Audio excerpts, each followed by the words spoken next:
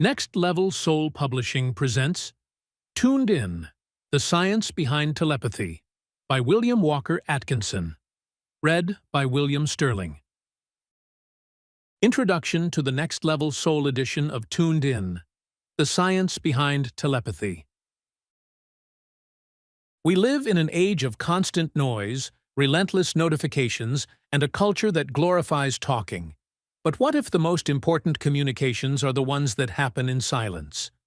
Telepathy, once dismissed as pseudoscience or the stuff of mystical fantasy, is, at its core, an ancient truth now dressed in modern inquiry.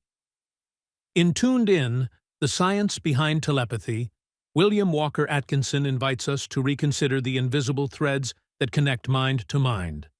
First published in the early 20th century under the title Telepathy, Its Theory, Facts, and Proof, this book is less about speculative wonder and more about direct experience, observation, and inner resonance. With clinical precision and a spiritual undercurrent, Atkinson presents a compelling case that telepathy is not only possible, it is happening all the time. But to recognize this subtle form of communication, we must first unlearn what the modern world has taught us, that we are isolated, self-contained units of consciousness. We are not. We are transmitters and receivers of thought, energy, and intention, always in motion, always in relationship. Atkinson understood this long before neuroscience, quantum theory, or energy medicine began catching up. He doesn't write from the lofty tower of academia or the mysterious veils of occultism. Instead, he speaks to you like an old friend leaning in across the table, saying, "Listen closely. Something important is happening beneath the surface." There is, perhaps, no better moment to revisit this work than now. In a world more connected than ever by technology, we often feel lonelier, more anxious, and more cut off from ourselves and each other. The digital age has offered us speed and access, but stripped away presence and depth. What Atkinson offers here is not another form of escapism. It is a guide back to direct experience, back to attunement, back to the primal intelligence that exists between all beings who are willing to listen. In these pages, you won't find flowery metaphysics or convoluted theories.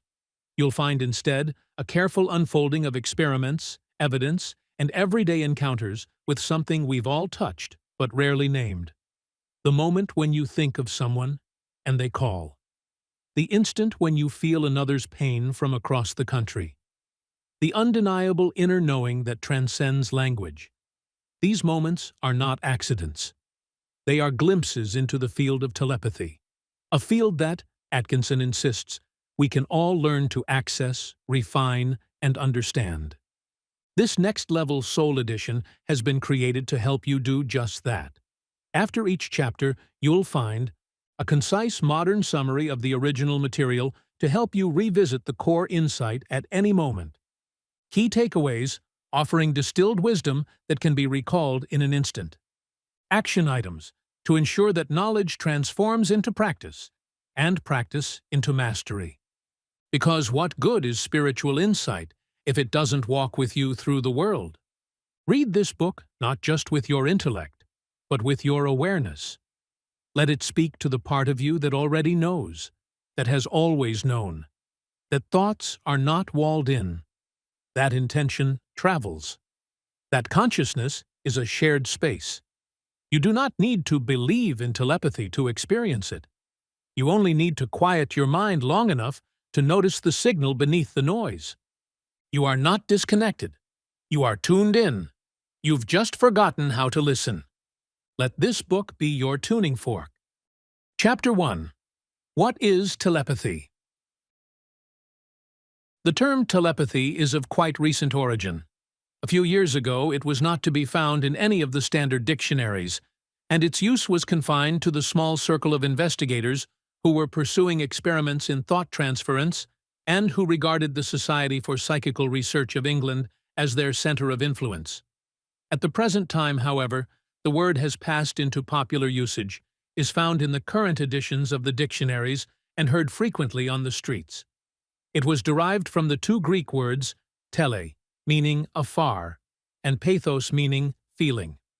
The term itself has been severely criticized as conveying a wrong impression, for thought transference is not the same as feeling transference. Some authorities have preferred the term telesthesia, which, freely translated, means perception by the senses at a distance. The present writer has sought to introduce the term telementation, which, freely translated, means mental action at a distance, and the said term has met with considerable favor among scientific investigators of the subject. But, in spite of the objections, the public clings to the original term, and telepathy is generally used to designate the phenomena of thought transference, or as the dictionaries state it, the action of one mind on another at a distance and without communication by means of the senses. Thought transference is not a new thing in the thought of the world, although it may seem to the ordinary reader to be a recent discovery. Its beginning is lost in the haze of the history of the primitive peoples of the race.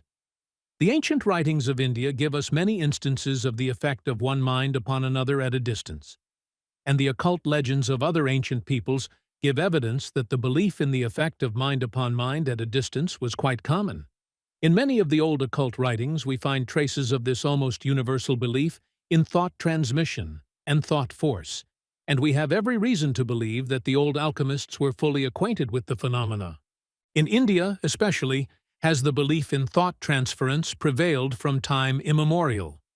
Passing over the legendary tales and coming down to the time of recent history, we see many instances of the acceptance of this idea by the people of that old land of the strange and mysterious. The English, who lived through the great uprising in India in the last century, have passed on to us many tales of the strange power of the native Hindus, which enabled them to flash from one part of India to another the news of great battles and uprisings. It is recorded by those who passed through this great uprising that the Hindus were noticed to be agitated in a strange way about the time of the actual occurrences in far distant parts of the land, and seemed to be fully informed regarding these occurrences, while the English were compelled to wait for days until their couriers brought them the news in the regular way. In other words, the natives maintained a mental telegraphic system, while the English were compelled to rely upon couriers, the days of the electric telegraph not having as yet arrived. But, so far as the subject of modern telepathy is concerned, we may as well assume that telepathy had its birth into modern scientific thought at the time of the formation of the English Society for Psychical Research in 1882. One of the stated objects of the said society was to conduct an examination into the nature and extent of any influence which may be exerted by one mind upon another, apart from any generally recognized mode of perception. While the latter years of the Society's existence has been devoted principally to an investigation of the phenomena of clairvoyance, spirit return, trance mediumship, etc., its first decade was almost entirely devoted to the investigation of telepathy, thought transference, and similar phenomena. The early experiments of the Society have been fully reported, and these reports, which comprise several volumes, have given the world a record of psychic phenomena of the greatest value to science. The celebrated Sidgwick experiments, conducted under the auspices of the Society for Psychical Research in 1889 and 1890, excited great interest in scientific circles, and placed the subject of telepathy upon a basis which science could not afford to refuse to perceive. And the result has been that many careful scientists have freely acknowledged that there may be something to it, some going so far as to openly advocate telepathy as an established scientific fact, although there are many scientists who still adhere to the opinion that telepathy remains to be proven scientifically, while some of the ultra-conservatives go so far as to insist that telepathy is scientifically impossible, this latter opinion being calculated to cause a smile to one who remembers how many scientifically impossible things have afterward been proven to be not only scientifically possible or probable, but also actually existent. It is either a very bold man, or else a foolish one, who in these days can positively assert that anything is scientifically impossible. In this connection, one is reminded of the learned body of scientists who, sitting in conference, solemnly decided that it was scientifically impossible for a vessel to cross the ocean by the power of steam. While the decision was being recorded on the minutes, The word was received that a steamship had actually made the voyage across the ocean, and was that moment entering the harbor. One also recalls the story of the eminent English scientist who had for a lifetime positively disputed the possibility of certain facts, and who in his old age, when asked to witness the actual demonstration of the disputed fact, refused to look into the microscope for the purpose, and left the room, angrily shaking his head and saying, "It is impossible." Yesterday's impossibilities are often tomorrow's proven facts. In view of what has been said above, the following opinions of certain well-known scientists may prove of interest to the reader as indicating the change in the mental attitude of science toward the phenomena of telepathy. Sir William Crookes, in an address delivered several years ago at Bristol, England, before the Royal Society, of which he was president, said, "Were I now introducing for the first time these inquiries to the world of science, I should choose a starting point different from that of old, where we formerly began. It would be well to begin with telepathy, with the fundamental law, as I believe it to be, that thoughts and images may be transferred from one mind to another without the agency of the recognized organs of sense, that knowledge may enter the human mind without being communicated in any hitherto known or recognized ways. Although the inquiry has elicited important facts with reference to the mind, it has not yet reached the scientific stage of certainty which would enable it to be usefully brought before one of the sections. I will therefore confine myself to pointing out the direction in which scientific investigation can legitimately advance. If telepathy take place, we have two physical facts: the physical change in the brain of A, the suggester, and the analogous physical change in the brain of B, the recipient of the suggestion. Between these two physical events, there must exist a train of physical causes. Whenever the connecting sequence of intermediate causes begins to be revealed, the inquiry will then come within the range of one of the sections of the British Association. Such a sequence can only occur through an intervening medium. All the phenomena of the universe are presumably in some way continuous, and it is unscientific to call in the aid of mysterious agencies when, with every fresh advance in knowledge, it is shown that ether vibrations have powers and attributes abundantly equal to any demand, even the transmission of thought. The same eminent authority also says, "It is supposed by some physiologists that the essential cells of nerves do not actually touch, but are separated by a narrow gap which widens in sleep while it narrows almost to extinction during mental activity. This condition is so singularly like that of a Branly or Lodge coherer, a device which has led Marconi to the discovery of wireless telegraphy, as to suggest a further analogy. The structure of the brain and nerves being similar, it is conceivable that there may be present masses of such nerve coherers in the brain, whose special function it may be to receive impulses brought from without through the connecting sequence of ether waves of appropriate order of magnitude." Roentgen has familiarized us with an order of extreme minuteness compared with the smallest waves with which we have hitherto been acquainted, and of dimensions comparable with the distances between the centers of the atoms of which the material universe is built up, and there is no reason for believing that we have reached the limits of frequency. It is known that the action of thought is accompanied by certain molecular movements in the brain, and here we have physical vibrations capable from their extreme minuteness of acting direct upon individual molecules, while their rapidity approaches that of the internal movements of the atoms themselves.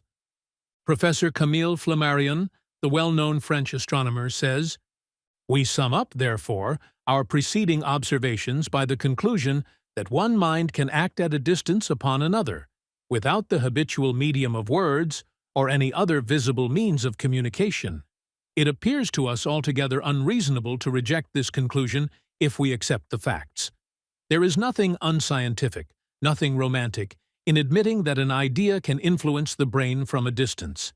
The action of one human being upon another, from a distance, is a scientific fact. It is as certain as the existence of Paris, of Napoleon, of oxygen, or of Sirius.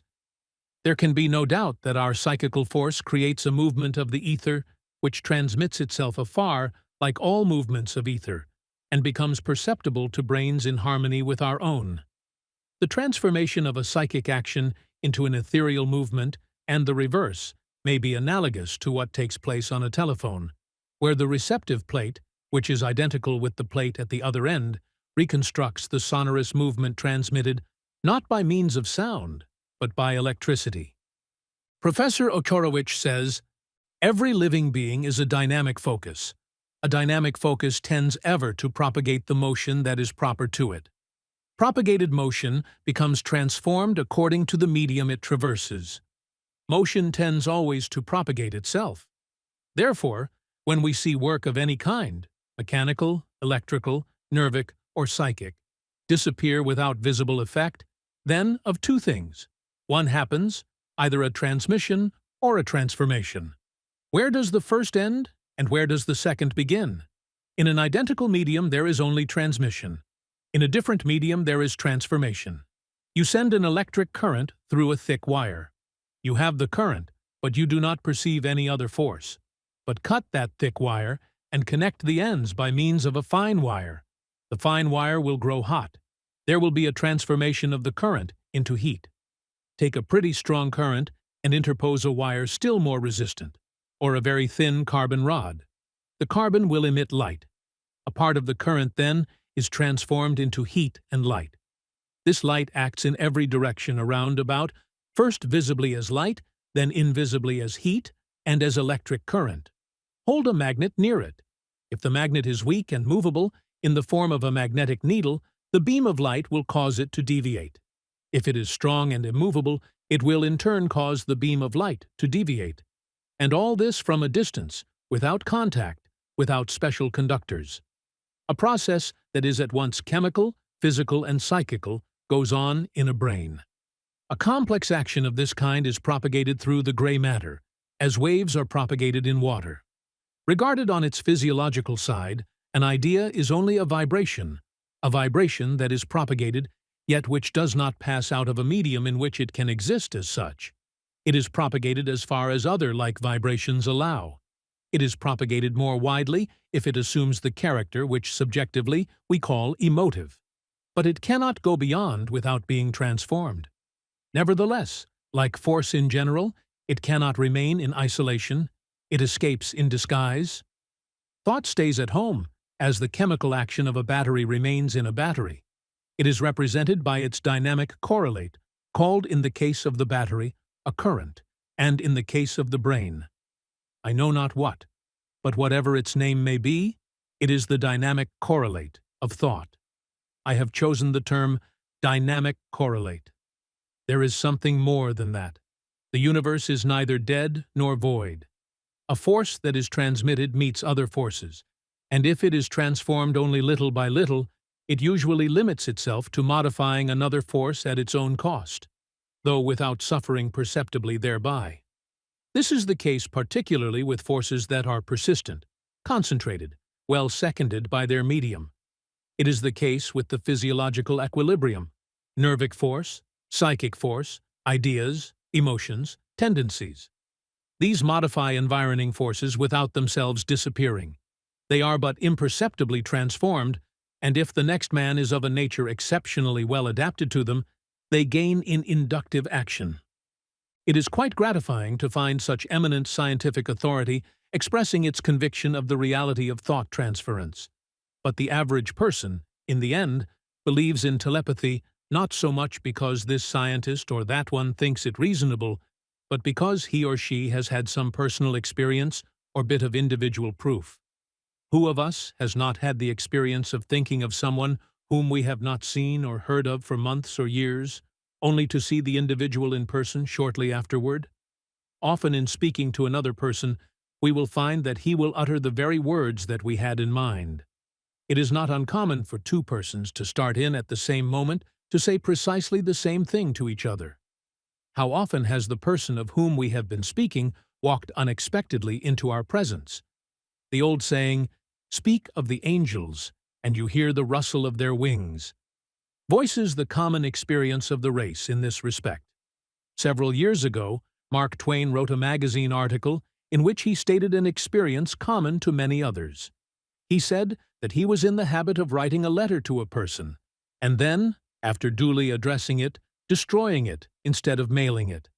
He added that he had noticed that very frequently he would receive an answer to the unmailed letter, written by the person addressed about the same time that the original letter was written, addressed, and destroyed, and that these answers frequently covered the identical points mentioned in the original letter. Moreover, many persons have experimented with the willing game and similar parlor feats along the lines of mind reading and have found that there is something in it after all. The rise into popularity of the teachings of the New Thought or mental science has familiarized many persons with the idea of thought transference in some of its varied forms. Until today, we find that the majority of persons are prepared to admit that there must be some fire where there is so much smoke. We trust that we will be able to make the subject somewhat clearer in this little volume. Summary. Atkinson introduces the concept of telepathy, tracing its linguistic roots from the Greek tele afar and pathos feeling. He acknowledges the term's shortcomings, arguing that mental action at a distance is more accurate, but accepts the popular use of telepathy to describe thought transference. He points to ancient Indian and occult traditions that affirmed telepathy long before modern science acknowledged it, suggesting it's less a new discovery and more a rediscovery of an ancient knowing. Key takeaways.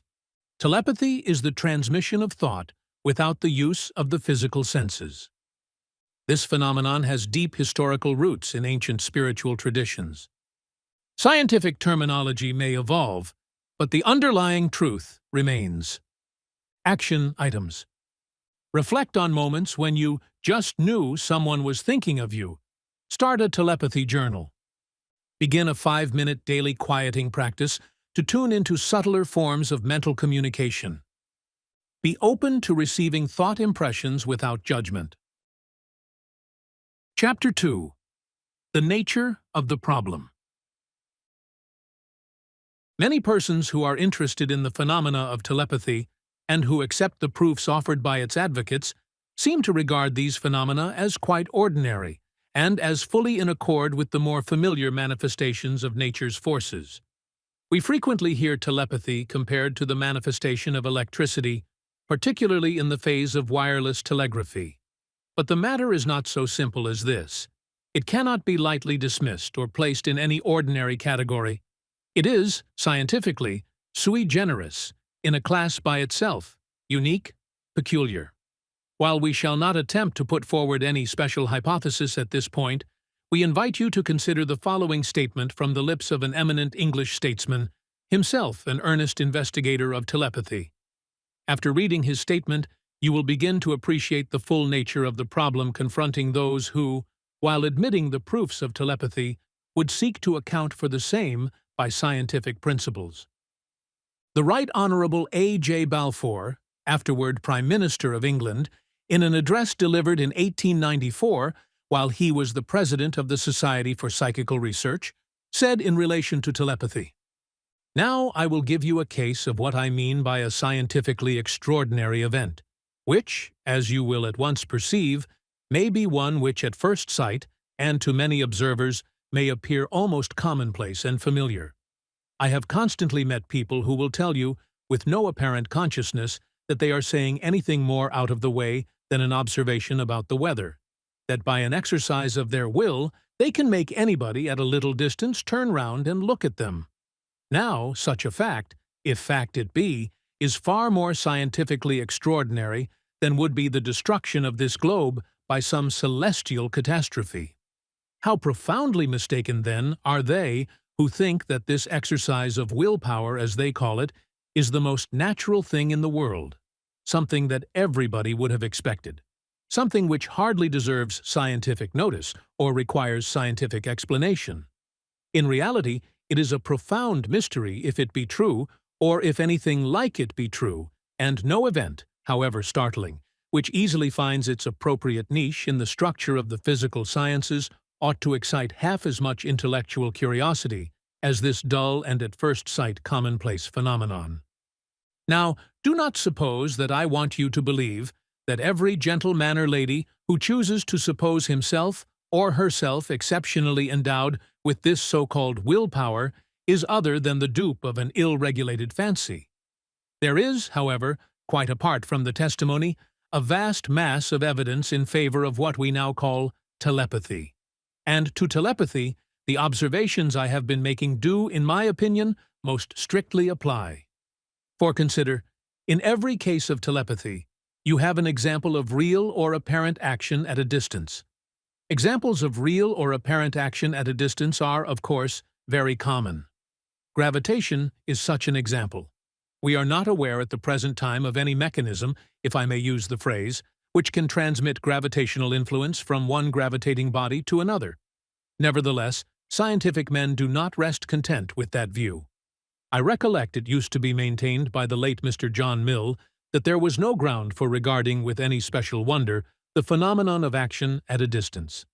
I do not dogmatize upon the point, but I do say emphatically that I do not think you will find a first-class physicist who is prepared to admit that gravity is not a phenomenon which still wants an explanation.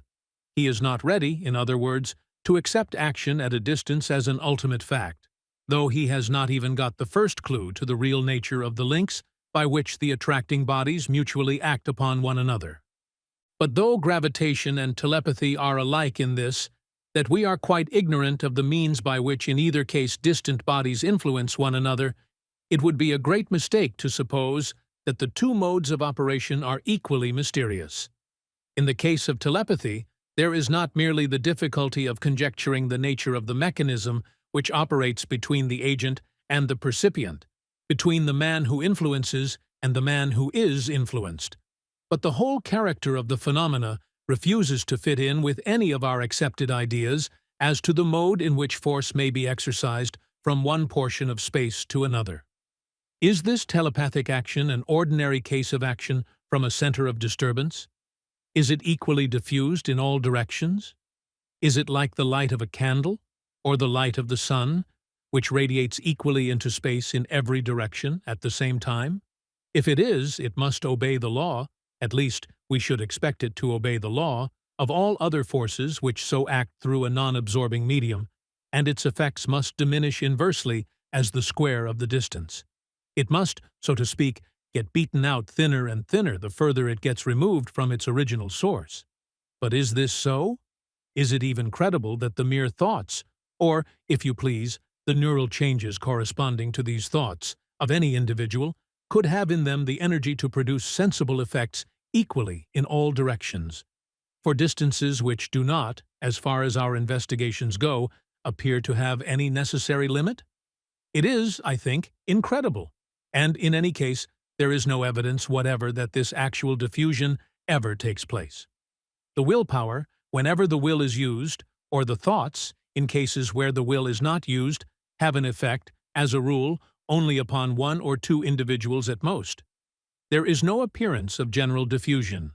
There is no indication of any disturbance equal to equal distances from its origin and radiating from it alike in every direction. But if we are to reject this idea, which is the first which ordinary analogies would suggest, what are we to put in its place? Are we to suppose that there is some means by which telepathic energy can be directed through space from the agent to the patient, from the man who influences to the man who is influenced? If we are to believe this, as apparently we must, we are face to face not only with a fact extraordinary in itself, but with a kind of fact which does not fit in with anything we know at present in the region either of physics or physiology. It is true, no doubt, that we do know plenty of cases where energy is directed along a given line, like water in a pipe, or like electrical energy along the course of a wire. But then, in such cases, there is always some material guide existing between the two termini, between the place from which the energy comes and the place toward which the energy goes. Is there any such material guide in the case of telepathy? It seems absolutely impossible. There is no sign of it. We cannot even form to ourselves any notion of its character. And yet, if we are to take what appears to be the obvious lesson of the observed facts, we are forced to the conclusion that in some shape or other it exists. For to suppose that the telepathic agent shoots out his influence toward a particular object, as you shoot a bullet out of a gun or water out of a hose, which appears to be the only other alternative, involves us seemingly in greater difficulties still. Here, then, we are face to face with what I call a scientifically extraordinary phenomenon, as distinguished from a dramatically extraordinary one.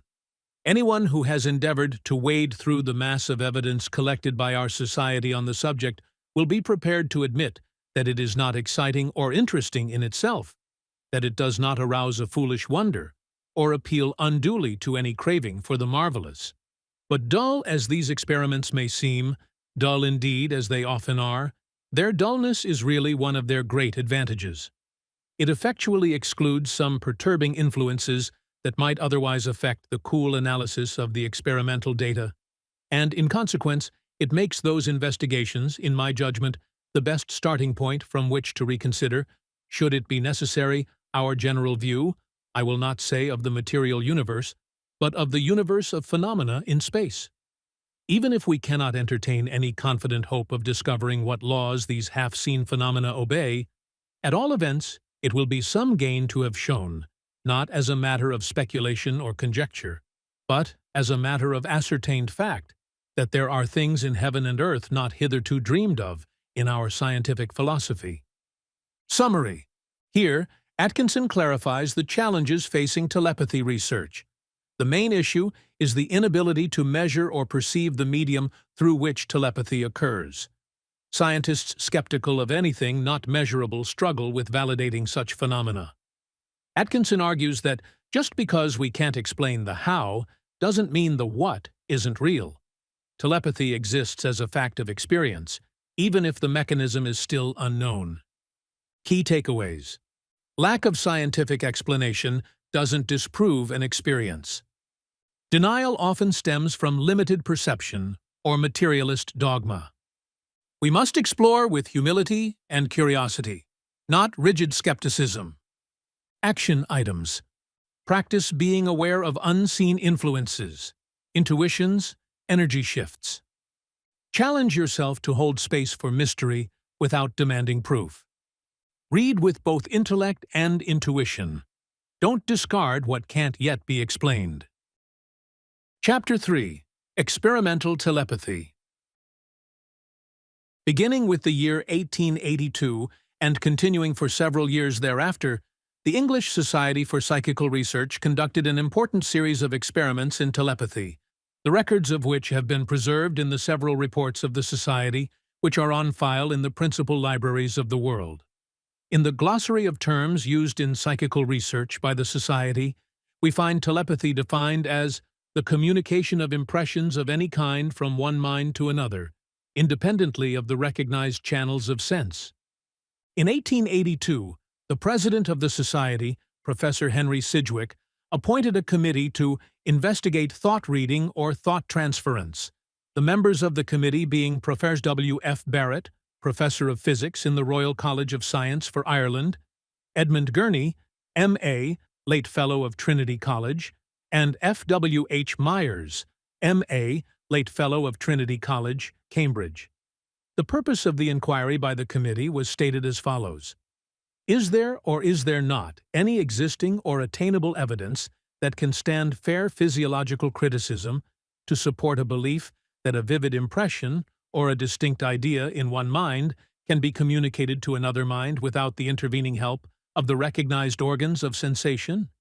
And if such evidence be found, is the impression derived from a rare or partially developed and hitherto unrecognized sensory organ, or has the mental percept been evoked directly without any antecedent sense percept?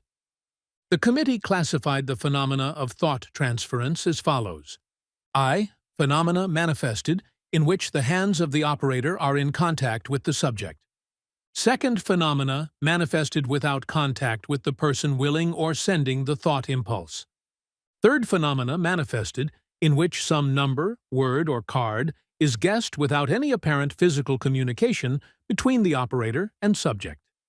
In the first class of phenomena, the committee places the ordinary mind reading of the public performer, in which the operator places his hands upon the subject, or in which he is placed in some kind of physical contact with the latter. It has been held that this class of phenomena really comes under the head of muscle reading, inasmuch as there is transmitted to the subject some slight muscular impulse, often given involuntarily and unconsciously by the operator. This theory was first advanced by Dr. W. Carpenter, the distinguished English psychologist who held that the communications are made by muscular action on the part of one person and automatically interpreted by the other. Dr. Carpenter explained this involuntary muscular action by his celebrated theory of unconscious cerebration, in which there is the intermediation of those expressional signs which are made and interpreted alike unconsciously. The familiar willing game, so often performed for parlor amusement, belongs to this category, as do also the performances of many of the celebrated public mind readers. The committee conducted numerous series of careful experiments with phenomena of this class, and, while the results were very interesting, it was felt that the constantly present possibility of unconscious muscular movement rendered the phenomena unsatisfactory from the scientific standpoint. The second class of phenomena came more nearly under the true classification of telepathy, for if there be communication without physical contact, it is reasonable to assume that some new hypothesis is necessary. If the subject was able to select and proceed to some object previously agreed upon by the operator or the roomful of people, in the willing game, without knowing the object, and without physical contact with any person knowing it, then it would seem that there must be some transmission of thought images without the intervening help of the recognized organs of sensation.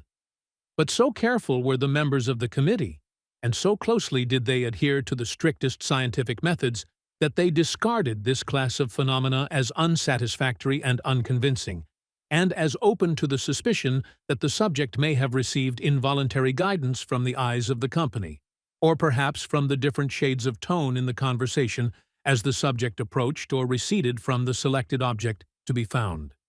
Even though the subject might be blindfolded, it was possible for impressions to be received through the sense of sight. The writer remembers an instance in which, in his opinion, a well-known mind reader visiting in this country received impressions through her sense of hearing, although carefully blindfolded. The following quotations are from the account written by him at the time, and give an idea of the modus operandi. The name of the performer is omitted here, although appearing in the original publication of the account. The room was well filled with intelligent people, eager for an exhibition of the wondrous phenomenon of telepathy. Miss appeared and delivered a short address upon her wondrous power. She then placed 2 long-stemmed flowers on the platform, and was led away into another room to be blindfolded. During her absence, 2 persons stepped up to the platform, as per instructions, and each touched a flower. Miss Guan was then led back into the room, blindfolded with a silk handkerchief, and started in to find the persons who had touched the flowers. She succeeded, and handed each the flower previously touched. She then united a separated couple, by finding one and leading him to the other. She then located the weapon with which an imaginary murder had been committed, the murderer, the hidden body, and, wonder upon wonders, even found the policeman to arrest the criminal. She found a piece of jewelry and restored it to the owner. She correctly disclosed the number of a banknote.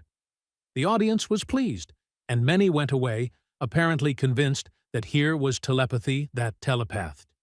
It does look wonderful, now, doesn't it? We have given you an idea of how it seemed to the general observer.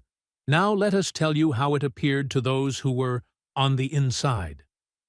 In the first place, Miss was a much cleverer performer than the average mind reader.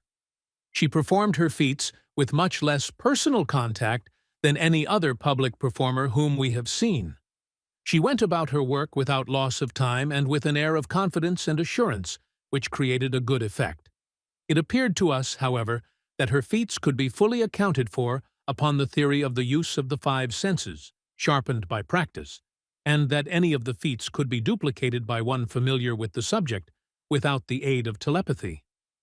Of course, Miss may have performed her feats by mind-reading.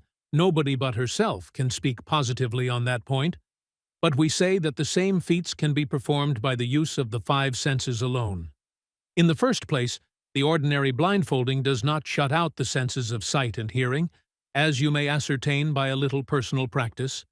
Then the sense of feeling is free for one's use, and when it is remembered that thought takes form in action, and that the average person will give unconscious movements in the direction of the object or person thought of, it readily will be seen that a performer who has developed touch and perception to a high degree will be able to find a person or thing upon which a number of people are concentrating their thoughts, without being compelled to fall back upon telepathy. This is quite simple when contact is had with the audience, but more difficult when contact is not resorted to. In Miss T's flower feet, it was noticed that the entire audience was looking intently in the direction of that one of the thought-of persons who happened to be the nearer to her. Many people in the room were whispering, but as she approached the desired person, the whispering decreased until almost a perfect silence prevailed when the proper person was reached. Miss placed her hands upon a number of persons before reaching the proper one, but as soon as she placed her hands on the right one, the audience applauded loudly, and the search ended. It was noticed that some of the ladies present were so carried away with sympathy and enthusiasm that, unconsciously, they would whisper, "No! No! Yes, that's right.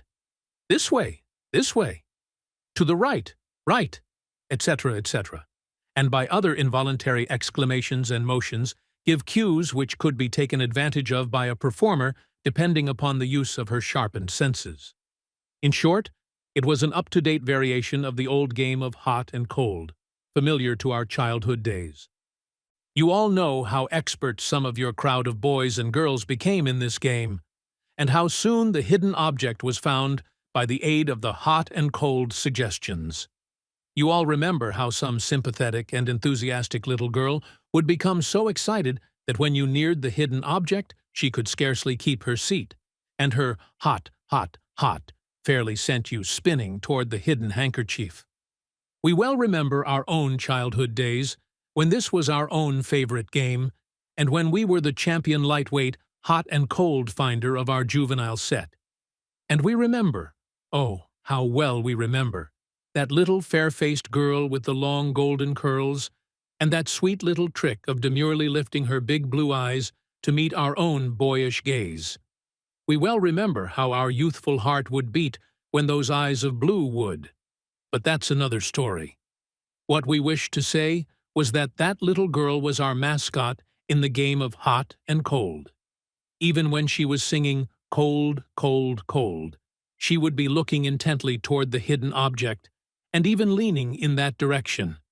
And when we would draw near to the object, we could have found it if we had been deaf and dumb, provided we retained our sense of sight.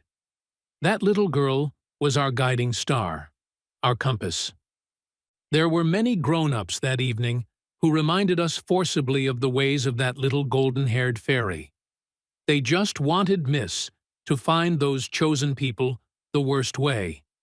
And they nodded their heads, shook them, frowned, smiled, inclined in the indicated direction, rose to their feet when she got hot, and when the right person was finally reached, led the applause. Bless their hearts, they were just sending thought waves to help her along, and then, wasn't she blindfolded? So what difference did it make after all? Oh, it just made us homesick for a sight of that long-lost little girl. The resemblance was so perfect. Well, Miss found the people who had touched the flowers, and each received the choice blossom as a reward of merit. She then started in to reunite a separated couple. It was the same thing over again, the same feat, same method, same result. New name, that's all. This time we experimented. We turned our back when the couple was being selected, so that we might not know who were the guilty individuals.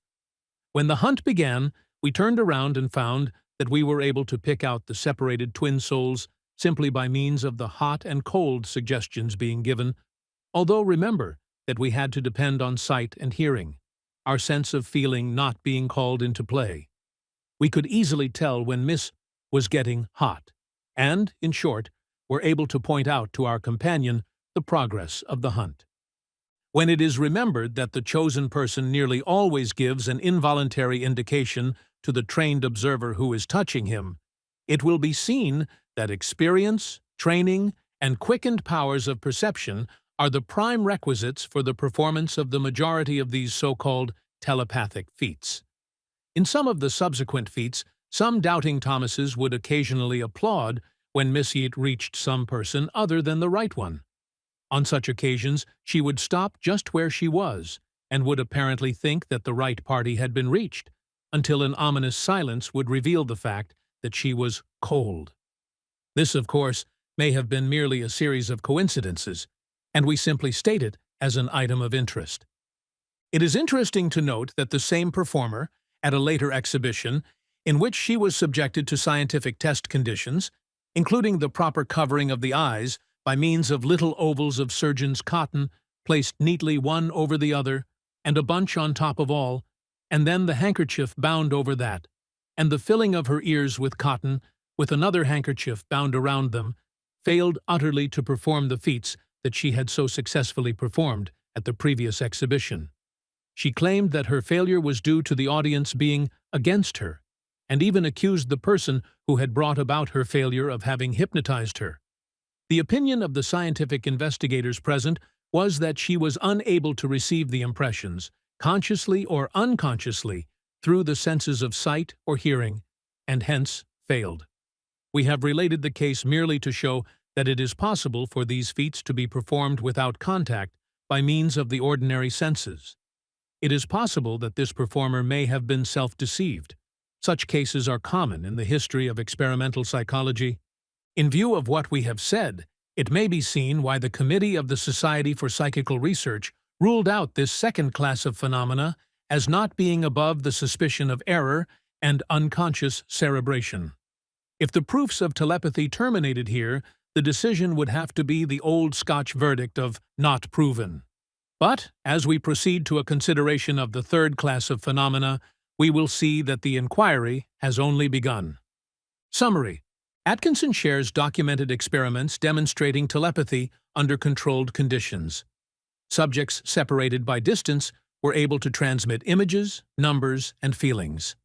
These results, while not always perfect, exceeded the odds of chance and built a strong case for the realness of mind-to-mind communication. Key takeaways. Experiments show consistent, repeatable results above random chance. Telepathy often works best between emotionally or mentally attuned individuals. Receptivity increases with focus and calm mental states. Action items. Try simple telepathy exercises with a trusted friend. Start with guessing shapes or numbers. Meditate together before the exercise to build connection and coherence. Record your results to track progress and patterns. To continue listening, step deeper into the wisdom at Next Level Soul TV, where sacred teachings, spiritual cinema, transformative courses, and divine stories await your soul's unfolding. Enter the portal at www.nextlevelsoul.tv and let your spirit remember what it already knows. Awaken, expand, and evolve.